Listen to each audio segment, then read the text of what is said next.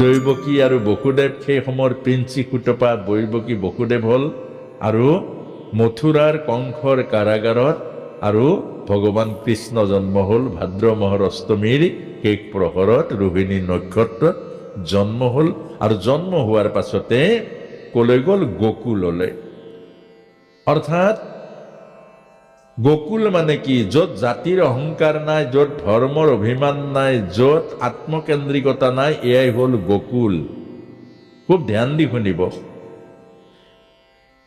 আপোনাৰ পৰিয়ালটোত চাবচোন, আপোনাৰ এটা পৰিয়াল, যেতিয়া পৰিয়ালটো মিলি থাকিব, একেখন আত্মা হ'ব, ঘৰ 5টা হওক, ঘৰ 10টা হওক, আপত্তি নাই। কিন্তু আত্মা যদি এক হৈ থাকে, এই পৰিয়ালটোত শান্তি, সুখ আৰু আনন্দ পায় নে নাপায়? সঁচা কথা কওক, পায়নে? সেইটোৱে কৃষ্ণ। কৃষ্ণ বেলেগ এটা বস্তু নহয়। কৃষ্ণ মানে হ'ল আনন্দ, ঈশ্বৰীয় আনন্দ, আত্মাৰ আনন্দই হ'ল পৰমানন্দ কৃষ্ণ। ঈশ্বৰ কৃষ্ণ সচ্চিদানন্দ পৰম বিগ্ৰহ। আচ্ছা, যিখন অন্তৰত আপুনি ভাইটোক ভাল পাব নোৱাৰে, আপুনি ভায়েকৰ লগত জেদ কৰে, যিখন হৃদয়ৰে আপুনি পিতৃৰ লগত শ্ৰদ্ধাৰ ভক্তি নাই, যিখন অন্তৰ স্বামী ভাৰ্যাৰ লগত মিলা প্ৰীতি নাই, তে সেইখন অন্তৰত আপুনি কৃষ্ণময় সুখ পাব জানো? এই কথাটোকে বুজাইছে। য'ত কংস আছে কৃষ্ণ নাথাকে। যি মনত অহংকাৰ আছে, যি মনত অভিমান আছে, যি মনত আত্মকেন্দ্ৰিকতা আছে, যি নিজৰ ভায়েকটোক ভাল পাব নাজানে, যি নিজৰ ভতিজাটোক নিজৰ কৰি ল'ব নাজানে, যি গাঁৱৰ ল'ৰাখিনিক নিজৰ সন্তান ৰূপে নেদেখে, মনত ৰাখিব, আপোনাৰ অন্তৰত কৃষ্ণময় আনন্দ, কৃষ্ণময় সুখ কেতিয়াও নাপায়। এই কথাটোকে বুজাইছে। আৰু সেইকাৰণে তেওঁ মথুৰাত নাথাকিলে, গোকুললৈ গ'ল। আৰু গোকুলত হ'ল নন্দ। এতিয়া নন্দ মানে কি? যি সমদৰ্শন, সমমৰ্যাদা, সম অধিকাৰ দিয়ে, সেইজনে নন্দ। সমমৰ্যাদা। এই নামঘৰ আমাৰ সমমৰ্যাদা। হাজিৰা কৰা মানুহটো আগত বহিব পাৰিব, ইয়াত টকা পইচা নোহোৱাজন পাছত বহিব, থকাজন আগত নহ'ব। সমমৰ্যাদা। গাঁৱৰ চান্দা সকলে সমান দিছে, সম অধিকাৰ আছে, এইটো কথা। অৰ্থাৎ এই যিটো সমমৰ্যাদা, সম অধিকাৰ, সম বিচাৰ, সম মৰম স্নেহ, এইটোৱে হ'ল নন্দ। যশোদা, যশো দদাতি ইতি যশোদা, যি সকলোৰে যশ গুণ গায়, সকলোৰে যশ গুণ গায়, কাৰো দোষ নেদেখে, কাৰো দোষ খুচৰি নুফুৰে, এইটোৱে হ'ল যশোদা। এতিয়া এই যশোদাৰ চৰিত্ৰটো আইমাতৃসকলক এইটো বুজাইছে যে আমাৰ সমাজত যশ গুণ গোৱা মানুহ প্ৰায় এতিয়া কমিছে। এই দুখবোৰ গোৱা বাঢ়িছে। গাঁৱলৈ ফুৰিবলৈ যাওক, ভাল ভাল কথাও ওলায়, ভাল কথাবোৰ বুটলি নানে, অকল বেয়া বেয়া কথাবোৰ বুটলি আনে। এইটো আজিৰ পৰা কোনেও নানিব। আজিৰ পৰা এইটোৱে আমাক শিকাইছে, আপুনি যশোদা মাৰ ভূমিকাটো যদি আপুনি পালন কৰে, সকলোৰে গুণবোৰ প্ৰশংসা কৰক, দোষবোৰ নাচাব, দোষবোৰ কেতিয়াও নাচাব, গুণবোৰ চাওক। প্ৰতিজন মানুহৰ মাজতে গুণ আছে, কিন্তু আমি যেতিয়া আমাৰ মনটো নষ্ট হৈ যায়, তেতিয়া আপুনি দোষবোৰ দেখিব, গুণটো নেদেখে। শিশুপালৰ মনটো নষ্ট হৈ যোৱাৰ কাৰণে ভগৱানৰ অকল দোষটো দেখে, গুণটো নেদেখে। সেইকাৰণে আমি যে সাধনা কৰিব লাগে, এতিয়া আমাৰ ঘৰত সোফা ছেট আছে নাই? সোফা ছেট আছে, কাপ প্লেট ছেট আছে, বাচন বৰ্তনৰ ছেটবোৰ আছে, তাৰমানে চব ছেট হৈ আছে। সোফা ছেট ধুনীয়াকৈ পাৰি থৈ দিছে, কাপ প্লেটৰ ধুনীয়া ষ্টেণ্ড আছে, ছেট লাগি আছে, কিন্তু মাইণ্ড ছেটটো নাই, অপছেট হৈ থাকে। আমাৰ মনটো ছেটিং হৈ নাথাকে, অপছেট হৈ থাকে। এইকাৰণে আমাৰ সন্তসকলে কৈছে আপুনি মাইণ্ডটো ছেটিং কৰক, নিগেটিভ নাচাব, ন' নিগেটিভ, চবৰ মাজত গুণ দেখক। এইটোৱে হ'ল ব্ৰজধাম, তাত দোষ নেদেখে। আমি আজি এতিয়া মহাৰাসৰ এই ভগৱান কৃষ্ণ আৰু গোপীৰ লীলাবোৰ পঢ়ি আছে, এইখিনি আমি সময় পালে আলোচনা কৰিম, কিন্তু সময়টো নহ'ব। যে এজনী গোপীয়ে মানে ৰাধাক লৈ গ'ল, ভগৱান কৃষ্ণই কান্ধত উঠিব খুজিলে। কান্ধত যেতিয়া উঠিব খুজিলে, ভগৱানে ক'লে কান্ধত উঠিব দিলে যে তুমি ক'লে মই ইমান কোমল মোৰ চৰণ, মই এজনী জীৱন্ত মানুহ, তুমি কিমান নিষ্ঠুৰ কৃষ্ণ, তুমি কিমান নিষ্ঠুৰ, মই হেন এজনী জীৱন্ত মানুহক তোমাৰ সহচৰী, তুমি মোক ইমান ভাল পোৱা আৰু মোক এই বৃন্দাবনৰ মাটিৰে খোজ কৰাই আনিছা। অৰ্থাৎ ভগৱানক কৈছে, আৰু কৈছে যে মই আৰু খোজ কৰিব নোৱাৰো। আচ্ছা, নোৱাৰা যদি তেতিয়াহ'লে মোৰ কান্ধত উঠা। আৰু ভৰি ডাঙাৰ পাছত, চৰণ ডাঙাৰ পাছতে ভগৱান কৃষ্ণ অদৃশ্য হৈ গ'ল। অৰ্থাৎ আপোনাক মোক কৈছে, প্ৰভুৱে ইমানবোৰ মৰম কৰাৰ পাছত মৰমটো আমি যদি নুবুজো, তেতিয়া আপোনাৰ মোৰ পতন হ'ব, এইটোৱে বুজাইছে।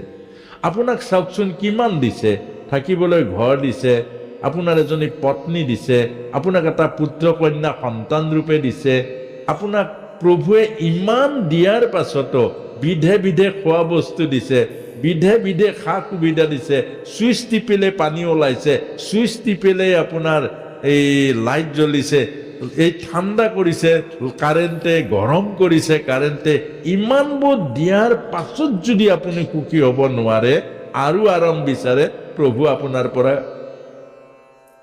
নোহোৱা হৈ যাব, নোহোৱা হৈ যাব। এইটোকে আপোনাক মোক বুজাইছে। সেইকাৰণে প্ৰভুক খালি প্ৰত্যেক দিনাই এটা কথা ক'ব লাগিব। সেই কথাটো কি? যে প্ৰভু তুমি মোক বহুত দিছা, মোৰ যোগ্যতাতকৈ বহুত দিছা প্ৰভু। তুমি মোৰ জন্মৰ আগতে মাৰ স্তনত দুগ্ধ নিদিয়া হ'লে মই মৰি থাকিলোহেঁতেন প্ৰভু। মাৰ অকমানি গৰ্ভটোত মোক যে সুৰক্ষিত কৰিলে, তাত উশাহ নিশাহ বন্ধ হৈ মই কেতিয়াবাই মৰিলোহেঁতেন প্ৰভু। তাৰ মাৰ গৰ্ভটো মোক জীয়াই ৰাখিলা প্ৰভু।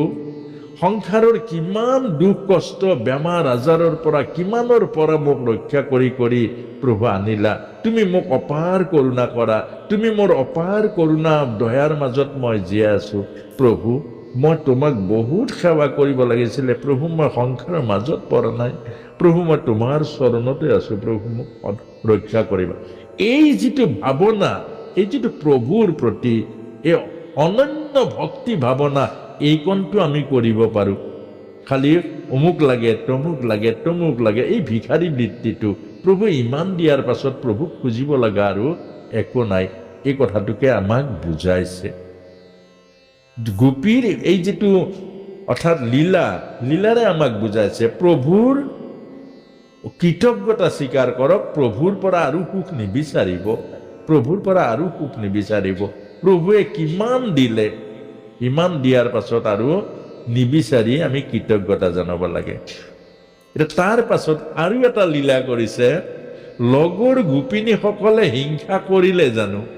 এতিয়া ভাগৱতত পাঠ হৈ আছে, আপোনালোকে শুনিলে নাই মই নাজানো, পাঠবোৰো শুনিব লাগে, তাতো জ্ঞান পাব বিচাৰ কৰিলে। এতিয়া লগৰ গোপীসকলে যেতিয়া কৃষ্ণ অন্তৰ্ধান হৈ গ'ল, তেতিয়া দেখিলে আৰু এগৰাকী গোপী নাই, খোজত চিনি পালে এয়া কৃষ্ণৰ খোজ আৰু এয়া লগত কোনোবা এজনীৰ খোজ। তেতিয়া ঘূৰি গৈ এই যে লগত যোৱা গৰাকী ৰাধা বুলি কোৱা নাই দৰাচলতে, লগত যোৱা গোপীগৰাকীক যেতিয়া কৃষ্ণ অন্তৰ্ধান হৈ গ'ল, তাত কান্দি কান্দি বহি আছে, কান্দি কান্দি উদ্বাও লৈ আছে। তেতিয়া ক'লে যে সেই গোপিনীসকলে তেওঁক হিংসা কৰিলে জানো? তুমি আগত যে পলাই আহিলা, কেলে পলাই আহিলা? আমাক বঞ্চিত কৰি তুমি অকলে কেলে ভাগি আহিলা? ক'লে জানো? নাই কোৱা। যে চোৱাচোন সখীসকল, চোৱাচোন কৃষ্ণ কিমান নিষ্ঠুৰ, এওঁক আনি এওঁক এৰি থৈ গুচি গ'ল, এওঁ অন্তৰত কিমান দুখ পাইছে, অন্তৰত কিমান আঘাত পাইছে, বুজাইছে। বোলা সখীসকল, আমি সকলোৱে লগ লাগি কৃষ্ণ লীলা কৰোগৈ, কৃষ্ণৰ গুণানুকীৰ্তন কৰোগৈ। অৰ্থাৎ গোপীৰ মাজত প্ৰতিহিংসা নাই, এয়াই ভকত। ভকতৰ মাজত যদি প্ৰতিহিংসাই বাহ লয়, ভকতৰ মাজত যদি প্ৰতিশোধৰ ভাৱনা আহে, মনত ৰাখিব ভকতি কেতিয়াও নিসিজিব। আমাক সেইটোকে ৰাসলীলাৰ মাজেৰে বুজাইছে। এতিয়া আমি আহিছো যে ভগৱান কৃষ্ণ প্ৰথম শিশুলীলা ব্ৰজধামত শিশুলীলা প্ৰথম কি কৰিলে, এইখিনি সাংখ্যপতে আমি আপোনালোকক জনাম, খুব সাৱধানে শুনিব। প্ৰথম লীলা কৰিলে প্ৰভুৱে পুতনাবধ। প্ৰথম ভগৱান কৃষ্ণই প্ৰথম পুতনাবধ কৰিলে। প্ৰভু ৰামে প্ৰথম তাতকী বধ কৰিলে, এজনী তিৰতা বধ কৰিলে প্ৰভু ৰামে, এজনী তিৰতা বধ কৰিলে প্ৰভু ভগৱন্ত কৃষ্ণই। তাৰমানে আপোনাক মোক কৈছে, ঈশ্বৰ সাধনাৰ আধ্যাত্মিক জীৱনৰ প্ৰথম আপোনাৰ মোৰ মায়া মাৰিব লাগিব। পুতনা হ'ল মায়া। আপুনি মই যদি মায়া মাৰি দিব নোৱাৰো, তেতিয়া নামঘৰৰ ছেক্ৰেটাৰী হলেও পইচা খাই দিব, আপুনি লোভ লাগি যাব। মায়াটো এনেকুৱা বস্তু, আপুনি চকুক নিয়ন্ত্ৰণ কৰিব নোৱাৰিব, চকুৰ দৃষ্টি আপোনাৰ বেয়া হৈ যাব। মনক নিয়ন্ত্ৰণ কৰিব নোৱাৰিব, মন লোভীয়া হৈ যাব। সেইকাৰণে আপোনাক মোক প্ৰথম বুজাইছে, আধ্যাত্মিক সাধনাৰ প্ৰথম বস্তু হ'ল মায়ামুক্ত হ'ব লাগিব। আৰু এইটোৱেহে আমাক শিকাইছে। ভগৱান কৃষ্ণই প্ৰথম শিশুলীলাত মায়ামুক্ত হৈছে, পুতনাক বধ কৰিছে। দ্বিতীয়তে ভগৱান কৃষ্ণৰ শকত ভঞ্জন কৰিছে ভগৱান কৃষ্ণ। এইখিনি ব্যাখ্যা নহ'ব, দেৰি হৈ যাব, পাছত কেতিয়াবা সুবিধা হ'লে হ'ব। তৃতীয়তে হ'ল, এতিয়া ভগৱান কৃষ্ণই তৃতীয়তে বধ কৰিছে আমাৰ যিটো ক্ৰোধ, চক্ৰবাদ বধ কৰিছে। অৰ্থাৎ শকত ভঞ্জনৰ অৰ্থ হ'ল জীৱন ৰূপান্তৰ। আপুনি আজি যদি ভকত হৈ যায়, আপুনি যদি কৃষ্ণ সাধনা কৰে, দেখিব কালিৰ পৰা আপোনাৰ জীৱন পৰিৱৰ্তন হৈ যাব। আপোনাৰ লোভৰ জীৱন নাথাকিব, তুষ্টিৰ জীৱন হ'ব। এজন লোভী মানুহে কেতিয়াও সোৱাদ নাপায়, তৃপ্তি নাপায়। কিন্তু যিদিনা আপুনি লোভটো মাৰিব, চব তৃপ্ত হৈ যাব, চব আপোনাৰ তৃপ্তি ভৰি যাব। এই কথাটোকে বুজাইছে। চক্ৰবাদ মানে হ'ল আমাৰ ক্ৰোধ, কণ্ট্ৰল নোহোৱা ক্ৰোধটো হ'ল চক্ৰবাদ। আৰু সেই চক্ৰবাদৰূপী ক্ৰোধে আপোনাৰ জীৱন, আমাৰ জীৱন বহু নৰকলৈ ৰূপান্তৰ কৰে। এটা খঙৰ কোবত এটা পৰিয়াল ধ্বংস হৈ যায়। এটা খঙে স্বামী ভাৰ্যাক বিচ্ছিন্ন কৰি তোলে। গতিকে সেইকাৰণে এজন সন্তৰ, কৃষ্ণ সাধনা কৰা ভক্তই কেতিয়াও ক্ৰোধ নকৰে, ক্ৰোধটো মাৰি পেলায়। সেইকাৰণে আমাৰ এই একনাথ আছিলে, নামদেৱ আছিলে, এইবোৰ চব ক্ৰোধ নাই। একনাথৰ ক্ৰোধ নাই। 108 বাৰ পিকাইছিলে গাত, স্বজন সলুৱাই প্ৰমাণ চাবৰ কাৰণে। গংগাৰ পৰা পানী আনে, শিৱলিংগত পানী ঢালে। এনেকৈ যাওঁতে 108 বাৰ ওপৰৰ পৰা পিক মাৰি দিয়ে পাণ খাই। কিন্তু 108 বাৰ পিকোৱাৰ পাছতো মুখৰ পৰা নাম বন্ধ নহল, আৰু প্ৰভুৰ গুণানুকীৰ্তন বন্ধন হ'ল, ক্ৰোধিত নহল। আৰু সেই ক্ৰোধিত নোহোৱাৰ কাৰণে সেই স্বজন খলুৱাই চৰণত ধৰি বাগৰি কান্দিছে যে, একনাথ ভাই আমাক ৰক্ষা কৰা, আমি বহুত বিপদত পৰিলো, বহুত বেয়া কাম কৰিলো, তোমাক পৰীক্ষা কৰিবৰ কাৰণে আহি 108 বাৰ পিকালো, তুমি খং নকৰিলা প্ৰভু, আমাক ৰক্ষা কৰা, আমাৰ কিমান মহাপাপ হ'ব। তেতিয়া একনাথে আকৌ তেওঁলোকৰ চৰণত পৰি বাগৰি কান্দি ঘূৰি ফুৰিছে। তেতিয়া এওঁলোক আচৰিত হৈ গ'ল, আৰে একনাথ ভাই, আমি 108 বাৰ তোমাৰ গাত পিকালো, আৰু তুমি যে আমাৰ চৰণত ধৰি কান্দিছা, ভাই তোমালোকে মোক কিমান ডাঙৰ উপকাৰ কৰিলা, পতিত পাৱনী গংগা এবাৰ স্নান কৰিলে পাপ যায় আৰু মোক আজি এই কাৰ্তিক মাহৰ এই ৰাতিপুৱাই 108 বাৰ স্নান কৰাৰ সুযোগ দান কৰিলা। তোমালোকতকৈ মোৰ মহান আৰু প্ৰিয় কোনো নাই। এইটো হ'ল কৃষ্ণ ভক্ত। অৰ্থাৎ কৃষ্ণ ভক্তৰ ক্ৰোধ নাই। কেলে ক্ৰোধটো ভগৱানে মাৰি পেলায়, সেইকাৰণে চক্ৰবাতক ডিঙি চেপি মাৰি পেলালে। এইটোৱে আমাক বুজাইছে। এইখিনি জ্ঞান ল'ব লাগিব।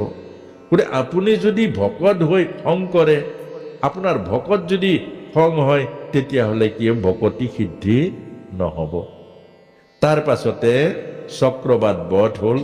চক্ৰবাত বধৰ পাছতে আছে দধি মথন। অৰ্থাৎ ভগৱান কৃষ্ণ গুষ্ট লীলাৰ সেইটো হ'ল দধি মথন লীলা। আৰু ভগৱান কৃষ্ণই যেতিয়া দধি ভাণ্ড চব ভাঙি পেলালে, কেলে ভাঙিলে বাৰু? ভগৱান কৃষ্ণই দধি ভাণ্ডৰবোৰ কেলে ভাঙিলে আপোনাক মোক বুজাইছে যে এদিন মা যশোদাই ভগৱান কৃষ্ণক বুকুত সাৱটি ল'লে। কৃষ্ণই ক'লে যে মা বৰ ভাগৰ লাগিছে খেলি খেলি, মোক অকণমান কোচত লোৱা না। ভগৱান কৃষ্ণক বুকুত সাৱটি ল'লে মা যশোদাই। কৃষ্ণই ডিঙিত সাৱটি ধৰিলে। আচ্ছা, অনন্ত কোটি ব্ৰহ্মাণ্ডৰ প্ৰেমৰ প্ৰতিমূৰ্তি মদন মোহন ভগৱন্তই মা যশোদাৰ বুকুত সাৱটি ধৰিছে। পাছফালে ভিতৰৰ পৰা কোনোবা এগৰাকীয়ে ক'লে, ৰাণীয়াই গাখীৰ উতলি পৰিলে। এতিয়া কৃষ্ণ ডাঙৰ নে গাখীৰ ডাঙৰ বাৰু? লগে লগে কৈছে, বাছা নামাচোন, নামা। ভগৱানে কৈছে নানামো। এইটো লীলা, প্ৰভুৰ লীলা। এই লীলাবোৰৰ মাজত আমাক জ্ঞান দিছে। ভগৱানে কৈছে নানামো, বোলে নামাচোন, বোলে নানামো। নামা বুলিছে নহয়, নানামো। ঠেকেচা মাৰি পেলাই থৈ গ'ল। ঠিক আছে, 1 লিটাৰ গাখীৰ আৰু কৃষ্ণ আপুনি এবাৰ তুলনা কৰক। 1 লিটাৰ গাখীৰ কি বস্তু, কৃষ্ণ কি বস্তু। কিন্তু 1 লিটাৰ গাখীৰৰ কাৰণে নন্দৰ ঘৰত গাখীৰৰ নদী বোৱাব পাৰে। লক্ষ গাই গৰু আছে। আৰু 1 লিটাৰ গাখীৰৰ কাৰণে কৃষ্ণময় সুখক বঞ্চিত কৰি, কৃষ্ণময় সুখক ঠেকেচা মাৰি, ঈশ্বৰক ঠেকেচা মাৰি পেলাই দিলে। আমাৰো তেনেকুৱাই হয়। এতিয়া অকণমান কোনোবাই বাৰু প্ৰমাণ চাই নেকি? কোনোবাই তামোলৰ বঁটাখন লৈ আহক, এতিয়াই প্ৰমাণ হৈ যাব। এতিয়াই যদি তামোলৰ বঁটাখন লৈ আহে, ভাগৱতৰ ফালে 5 দিব, ভাগৱতৰ ফালে 5 দি দিয়া তামোল এখন বহুত সময় খোৱা নাই, দিয়া এই চূণ কেইকণ কি আৰু অকণমান চূণ দিয়া, আকৌ এই চাধা অকণমান দিয়া, চব ভাগৱতলৈ পিঠি দিব। লাল চাহৰ বাতি ওলালেতো আৰু সাংঘাতিক। সেইকাৰণে কাঁহৰ বাতিবিলাক চুৰ কৰি নিয়ে মই ভালেই পাইছো। ভাগৱত মেলিছে, কাঁহৰ বাতি ওলাল, ঠিং ঠাং খাটাং গোটেই ভাগৱতৰ ফালে চব 5 দি বহি লয়। এইটোকে কৈছে, যি ভক্তৰ বিষয়ত মন আছে সেই ভক্তই কেতিয়াও ঈশ্বৰত মন যোগ কৰিব নোৱাৰে। সেইকাৰণে মা যশোদাই 2 বাৰ বিশ্বৰূপ দেখাৰ পাছতো মা যশোদাই ঈশ্বৰ নেদেখিলে। মা যশোদাই ঈশ্বৰ নেদেখিলে। এই কথাটোকে বুজাইছে, আপোনাক মোকো বুজাইছে যে এই যে ভাণ্ডবোৰ ভাঙি দিলে, অৰ্থাৎ আমি যে আপোনাক কৈ আছিলো যে ভাগৱতত খোৱা লোৱাটো নহ'ব, খাব, চাহ তামোল জলপান নহ'ব, যোৱাৰ টাইমত প্ৰসাদ খাব, মহাপ্ৰসাদ শেষত খাই যাব। চাহ তামোল জলপান নহ'ব, ভাগৱতত নহ'ব। এইটো কাৰণ কেলে, এইটো ভগৱানে কৈছে। হয়তো বহুতে কোৱাখিনি ক'লে বহুতে ভাবে পাপ লাগিব দেই এইজনৰ, খাবলৈ ভকতক মানা কৰিছে। মই কোৱা নাই, এইটো ভগৱানে কৈছে। ভগৱানে ভাঙি দিছে যে যি ভাণ্ডই, যি বিষয়ৰ বস্তুৱে কৃষ্ণৰ পৰা তোমাক বঞ্চিত কৰে, সেই বিষয় ভাঙি দিয়া, এৰি দিয়া। এতিয়া প্ৰভু মস্ত আপোনাৰ খবৰ ইফালে নাম গোৱা পাতিলে, নাম গোৱা যে পাতে, তাত কোমল চাউলটো, এই দৈ গাখীৰটো, গুড়খিনি ভকতৰ মাজলৈ উলিয়াই দিয়ে নিদিয়ে নে ভিতৰত ৰাখে? নামৰ যে নাম যে গায় আৰ আগ কৰি দিয়ে দিয়ে নিদিয়ে আগ কৰি দিয়ে নিদিয়ে দিয়ে নে আচ্ছা কোমল চাউলটো চাকুৰে দেখা পোৱাকে গাখীৰৰ মুখখন খুলি দিলে মলমলীয়া গন্ধটো নাকত লগাকে এই গুড় দেখি আৰু দুটা চাৰিটা ৰসগোল্লাৰ পাত্ৰ যদি থৈ দিয়ে আচ্ছা নামলৈ যাব নে চকুটো বাৰু জলপানলৈ যাব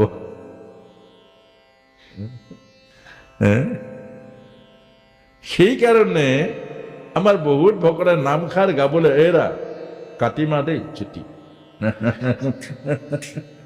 নামত প্ৰেমে নুঠিব এইটোকে আমাক বুজাইছে যাহা কাম তাহা নেহি ৰাম জৈছে ন মিলে ৰবি ৰজনী এক কাম য'ত ভোগ আছে তাত যোগ নাই য'ত কাম আছে তাত ৰাম নাই সেইকাৰণে বিষয়ৰ সুখটোক বেছি গুৰুত্ব নিদিব আমাৰ দেহটোক বেছি সুখ নিদিব ই মতা হৈ যাব মনটোক বেছি প্ৰশংসা নকৰিব ই আপোনাক খালত পেলাব কেলে মন এনেই চঞ্চল আকৌ নাতিনীৰ বিয়া হৈ যাব আপুনিয়ে যদি মনক প্ৰশংসা দিয়ে মনে ক'ব ইয়াক এটা থাপৰ দিবই লাগিছিল আপুনি আকৌ ক'ব আপুনি কি বুলি ক'ব মাৰিবই লাগে তাৰ নিচিনাটোক মাৰিবই লাগে আপুনি আৰু অকণমান তাক দুয়ে দিলে গতিকে এই কথাটোকে বুজাইছে যে কৃষ্ণ সুখটো বেলেগ সুখ কৃষ্ণ সুখটো কোটি কোটি জন্মত আজি যে আপোনাসবে ভাগৱত শুনিছে আজি যে আমি আপোনাসবৰ দৰ্শন দেখিছোঁ আপোনাসবে হয়তো আচৰিত হৈ যাব যেতিয়া ৩-৪ দিনমান ঘৰত ক'ৰবা অনুষ্ঠান নাথাকে সেই ঘৰত আমাৰ অৱস্থাটো কেনেকুৱা হয় এবাৰ দেখিলে আপোনাসবে গম পাব মুখখন ফুলি থাকে মনটো উত্ৰাৱল হৈ থাকে এইটো দৰ্শন এইটো দেৱৰ দুৰ্লভ দৰ্শন হাজাৰ হাজাৰ মানুহ দেখিব আপুনি ভকত নেদেখে ভকত পূৰ্বজন্মৰ পুণ্য থাকিলেহে ভকত দেখা পাব এই যে এইটো ভকত মূৰ্তি এই গুৰুজনে আমাক নামঘৰ কি বস্তু দিলে কল্পনা কৰিব নোৱাৰিব আজি যদি নামঘৰ নাথাকিলহেঁতেন আপোনাৰ মোৰ জীৱনৰ এই সুখকণ নাপালোহেঁতেন এইটো এতিয়া সেইকাৰণে তাৰ পাছতে আহিলে কালীয়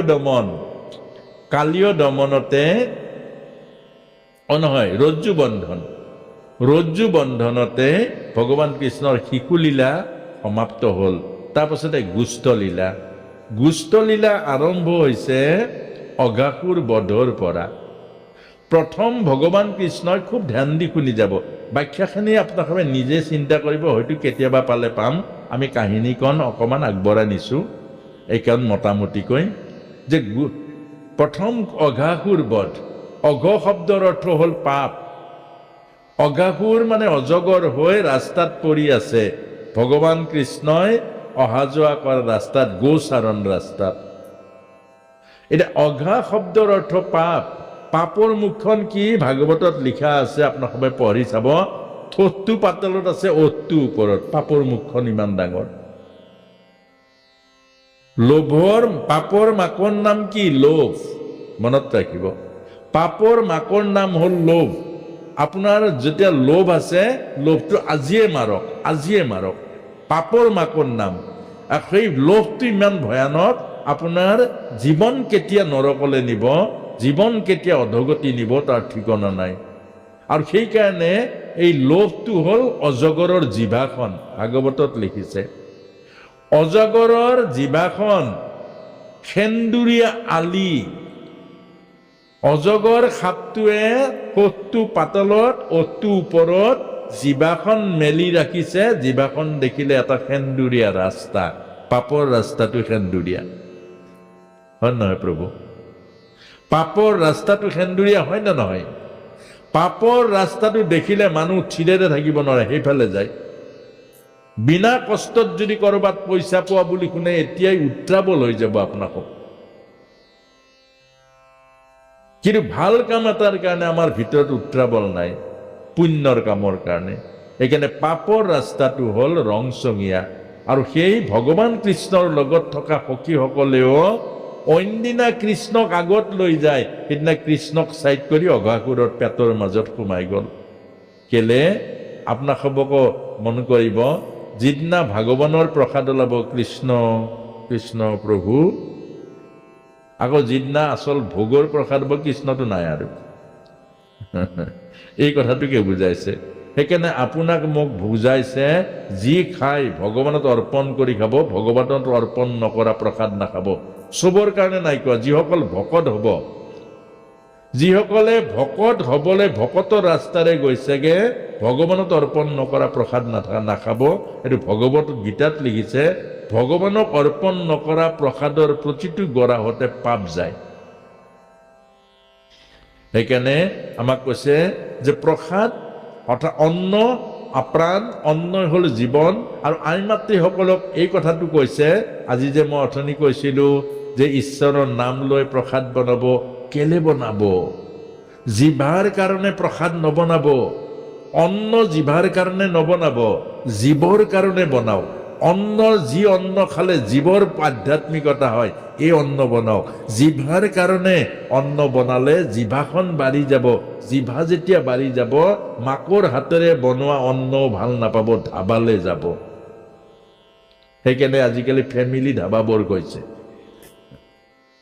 সেইকাৰণে জিভাৰ কাৰণে অন্ন নবনাব জীৱৰ কাৰণে অন্ন বনাওক পবিত্ৰ ভাৱনাৰে অন্ন বনাওক ঈশ্বৰৰ নামেৰে অন্ন বনাওক সেই অন্ন খাই আপোনাৰ পৰিয়ালটো আধ্যাত্মিক হ'ব মনৰ মাজত পবিত্ৰ ভাৱনা আহিব কেলে প্ৰথম স্কন্ধত নাৰদ মুনি তাৰ সাক্ষী দিছে ব্যাসদেৱক যে মই সেই 4জন সন্ত আৰু সন্ন্যাসীৰ 5 বছৰ বয়সতে তেওঁলোকে বনোৱা প্ৰসাদ খাই মোৰ জীৱনৰ সমস্ত পাপ দূৰ হৈ গ'ল আৰু মই এটা জন্মত ব্ৰহ্মাৰ মানস পুত্ৰ হৈ এতিয়া দিব্য জীৱন লাভ কৰিলোঁ গতিকে এই কথাটোকে বুজাইছে ঈশ্বৰত অৰ্পণ কৰি প্ৰসাদ খাওক সেই অৰ্পণ কৰা প্ৰসাদে আপোনাৰ মোৰ জীৱনৰ আধ্যাত্মিকতা আনি দিব ঈশ্বৰক বাদ দি প্ৰসাদ খাওক জিভাৰ লোভত প্ৰসাদ খাওক কেটলেক চাই চাই যদি জিভা বৰুৱা প্ৰসাদ বনাওক তেতিয়া মনত ৰাখিব জিভাই গৈ ধাবা পোৱাই দিব গতিকে সেই কথাটোকে আই মাতৃসকলক কৈছে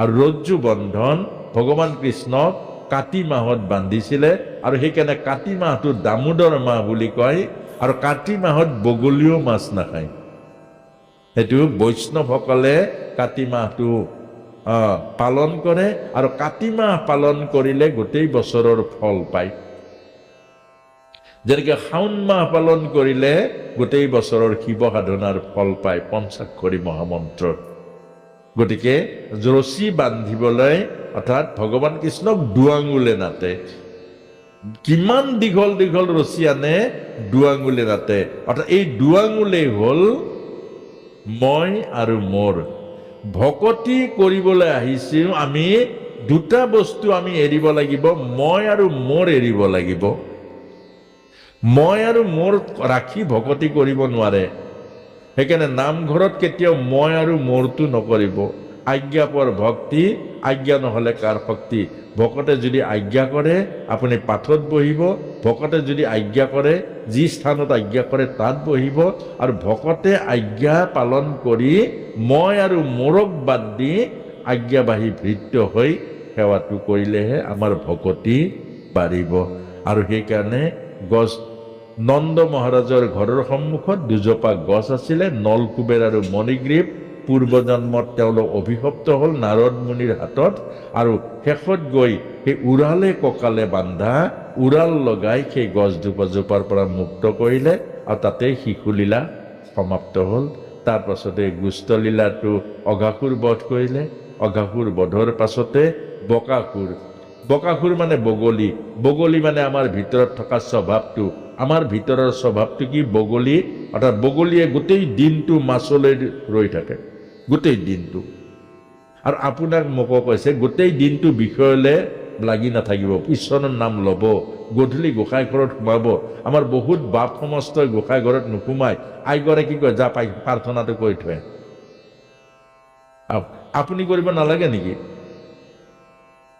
আইগৰাকী কৰিলে হ'ব নেকি আৰু শেষত গৈ বয়সস্থ আইগৰাকীসকলে এই ছোৱালীহঁত তহঁতে কৰি থৈ ডিউটিটো কেনেকে গৈ আছে কেলে গোটেই পৰিয়ালটোৱে কৰিব লাগিব আমাৰ বাপজনে অৰ্থাৎ প্ৰভুজনে অকণমান গীতা পঢ়ক আপুনি গধূলি গীতা অকণ এখিলা পঢ়ক, বেছিকৈ পঢ়িব নালাগে।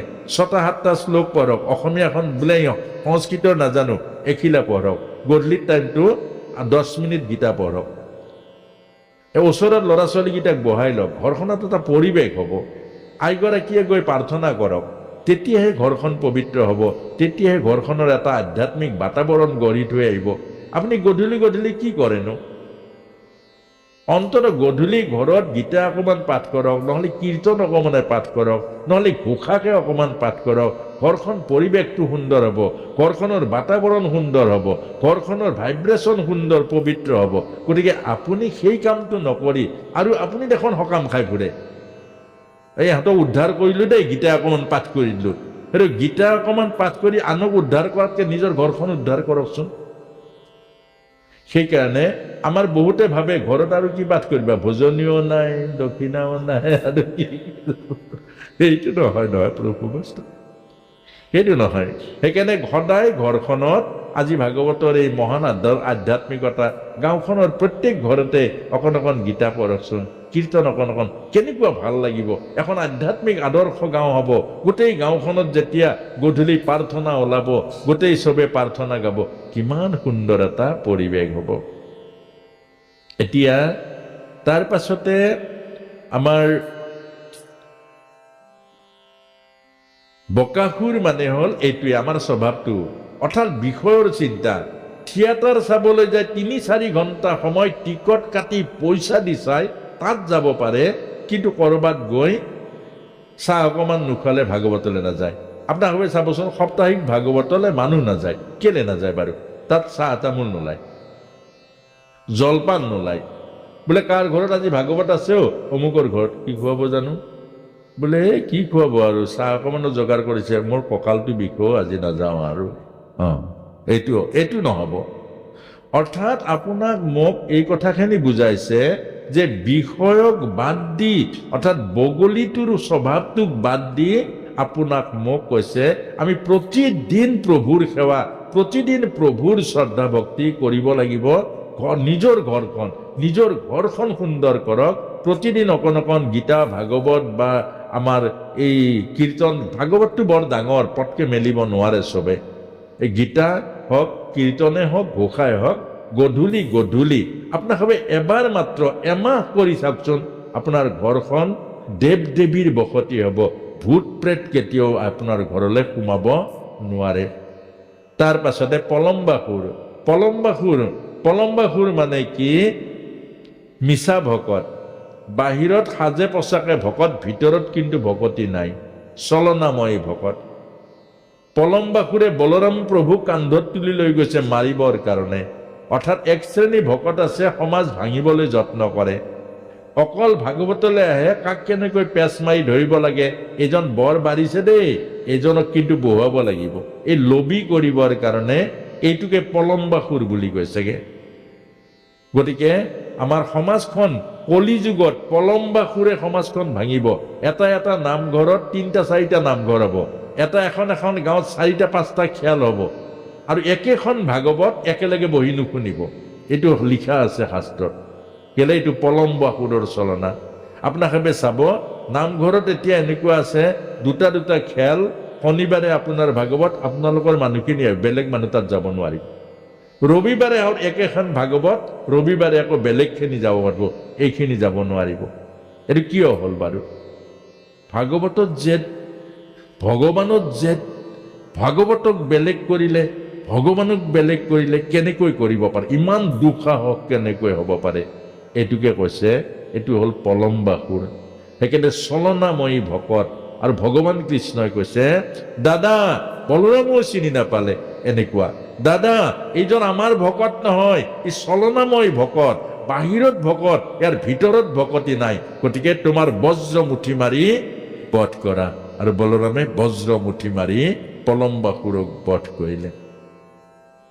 তাৰ পাছতে ধেনুকাসুৰ, তাল ফল ৰখীয়া ধেনুকাসুৰৰ পৰিয়ালটো ভগৱান কৃষ্ণই পঠিয়ালে, যোৱা সৌ তাল বনলৈ যোৱা, তাল ফল লৈ আনা, আমি তাল ফল ভক্ষণ কৰোঁ, যে আমি ইয়াত গোচাৰণ কৰি আছো। তেতিয়া তাল ফল আনিবলৈ গ'ল ধেনুকাসুৰৰ পৰিয়ালটোৱে, খবৰদাৰ হাত নিদিবি।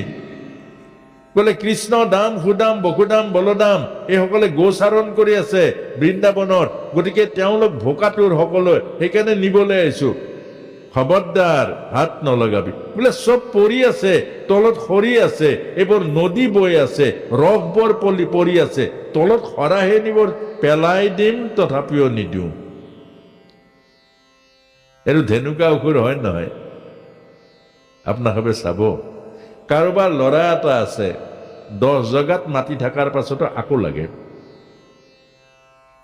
কাৰোবাৰ ইমান টকা পইচা আছে, 7 পুৰুষে খালেও সেই টকা পইচা শেষ কৰিব নোৱাৰিব, কিন্তু গাঁৱৰ কোনোবা 2টা ল'ৰাত যদি পঢ়াৰ দায়িত্ব লৈ যায়, ভগৱান বুলি ভাবিব, পূজা কৰিব আপোনাৰ গাঁৱত। আপুনি নোৱাৰে কৰিবলৈ, দিব নোৱাৰে। আপুনি এৰি থৈ যাব, যোৱাবাৰ 2000 টকীয়া নোট জ্বলাই দিলে, তথাপিও কাকো নিদিলে, দিব নোৱাৰে। এই দিলে আপুনি দেৱতা হৈ যাব, কিন্তু দিব নোৱাৰে। এইটোকে কৈছে ধেনুকাসুৰ। আৰু ধেনুকাসুৰ যদি বধ হৈ যায়, অৰ্থাৎ আমাৰ হৃদয়খন কি হ'ব? আজি ৰতন টাটা চাওকচোন, মানুহ ঢুকাই গ'ল, কিন্তু গোটেই অসমৰ তাত কেঞ্চাৰ হস্পিটেল বোলো তেওঁ দি দিলে। আজি আব্দুল কালাম ভাৰতবৰ্ষৰ ৰাষ্ট্ৰপতি, 1 টকা ফুটা কৰিও নিজলৈ সঞ্চয় নকৰিলে।